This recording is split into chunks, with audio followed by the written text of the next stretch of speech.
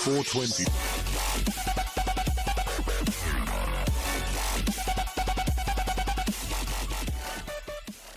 Yo up, I'm Josh, representative for the CCP. CCP's got spies everywhere. We're out in Perth. Just made top 8 at Perth States.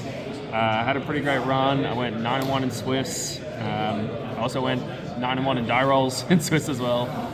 Lost final round to a double loss, but both me and him made it to top 8, which chill.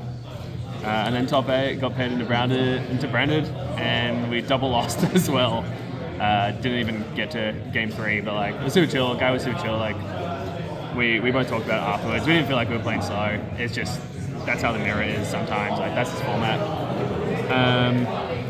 Deck was great. Played branded. I was super happy with it. But we'll get in profile. All right.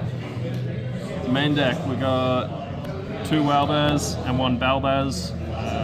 Pretty standard. 2 Cart, 1 Quem, 1 Incredible. Seen some lists that play like 2 Quem. I only ever felt like I needed 1, and I didn't really have time to get around to testing 2. But I was pretty happy with 1. It didn't really come up. 3 Aliber, there's no reason not to play it. 1 Shrouded, 1 Golden Sword Soul. I know that the jury is still out on this one. All my testing partners played Sword, and in fact the second place list today played Sword as well. I felt that like without consistent access to branded fusion, the Sword becomes less valuable, and I really wanted to do the Golden Sword Soul because it makes like your Fallen White combo really good. And it helps you out with the Diabells in the side deck, but like, I'll get to that later on. I found myself sending Golden Sword Soul a bunch, even when I didn't get to the Omega. It's just like a very powerful card, very good in the grind. 1 Springen's Kit, 1 Ecclesia, and 1 Mercuria. This is good for your Nadir lines, also sometimes some of the end phase. And the Springen's Kit helps you grind a bunch. Like, you really gotta play them all. Hand traps, I played 1 Mag, 3 Fua, and 2 Droll. No Ash.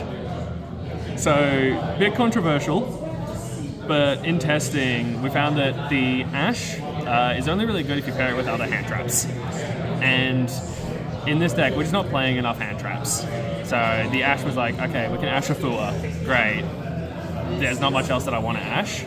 I'd rather play Droll and cover like the Doomsday matchup.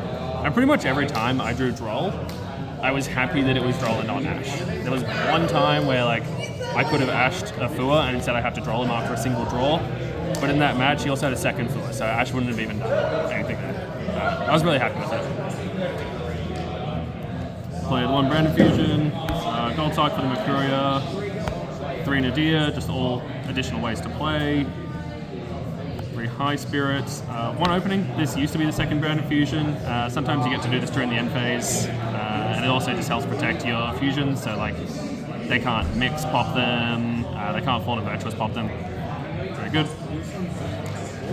3 Crown, shout out Luke and Ethan for helping me loan these. Crown was crazy. I didn't want to play Google it because I felt that like I want to minimize bricks, especially because Cool Tune's running around. So I just went 3 Crowns and like, this card's nuts. It won me games. 3 Super Poly. Like you need it for the branded mirror. It scares the shit out of KT. Like they see this in your hand and they're like, oh fuck, I gotta like make a single guy, and you're not even playing Theseus because Theseus is a terrible card.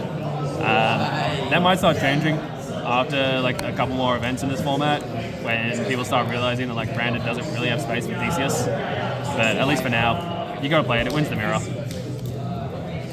Then 3 F&B and 1 Retribution. Like all pretty standard. I think it's pretty close to the list that won the Victoria States a couple changes. The extra. 1 Mirror, 2 Dogma, 1 Rebellion, 1 Lenatus. Nothing crazy there. 2 Albion, 1 Rinbrum, 1 Botaniclad. Again, just like nothing crazy. I mean, it's pretty.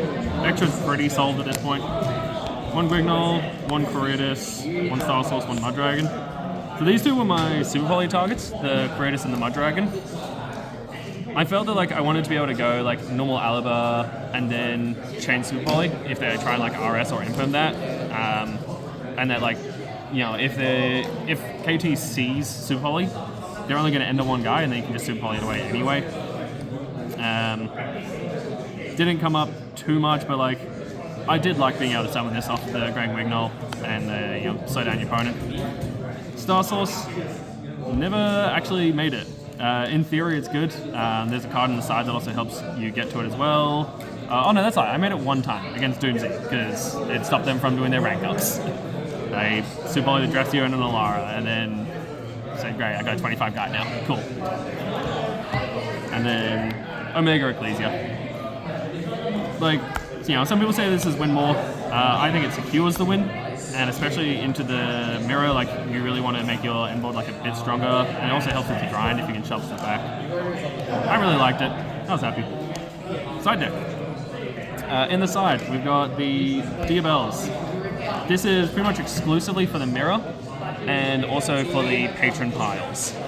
In the mirror, the only cards that really threaten you are like Super Poly, FNV, Droplet, or Crown, which this turns off all of them, and you can like Star Source the back row in the end phase if they do that. People love to set a bait card and then set the real card. You just always set the second one, and it's like a Branded Fusion or a Duster or a Lightning Storm. I think this card's really, really good for the mirror, and you should be playing it. 3 Ash, sided in, going first. You can put it in like against Elf Note for when they send stuff for cost. I was happy siding it. It was good. I wanted to respect Doomsday. My testing partners weren't really on this, but I did end up playing against 2 Doomsday in the Swiss rounds, and I was happy that I had the Dark Ruler. Like it was pretty good. Could have also been Illusion Gate, but Dark Ruler was nice. Back row removal, because you have to play it for Branded. There's not much else to say there. This was my side deck source, Super Duper. The theory for this is that if your opponent has a Zaylin, you can go target Zaylin, summon Albion, and then fuse the Albion and the Zaylin into Star Source and force the KTS. I didn't draw this card a single time. So, the only time I ever saw Super Duper was a Predapon player use it against me. And that's the only time I saw it all tournament. In theory, great. It can even help extend or like decent brand mirror, but I just never drew it. And the last card was Accusation. You have to protect your back row in this deck. Otherwise, like if you get Dusted or Lightning Stormed on your back row and you don't have a backup plan or a good board, like you just automatically lose. So you do need this. And it also comes up when like you can accusate someone's Fallen Virtuous and lose all 3 copies, or against the Doomsday stuff. Pretty good. Overall, like I was pretty happy with the list. I think my technical play could have been a bit better. Like my double loss in top 8. I didn't track my resources correctly, and if I'd known that like I'd use both dogmas, I would have skipped like 10 minutes earlier. But I like the list. I think it was good. Tournament ran great. Shout out. Good game to Morley. They ran a great event. We had lunch breaks, just goated stuff. Other shout outs. Shout out to all the people that helped me test. So shout out to Pat and Jackson. They helped me test a lot of Branded, do a lot of Branded theory. They grinded it out. Shout out to Drew, who also helped me out with Branded. Shout out to Julian, to Josh and Hannah, all the guys back in Sydney, all of them honestly.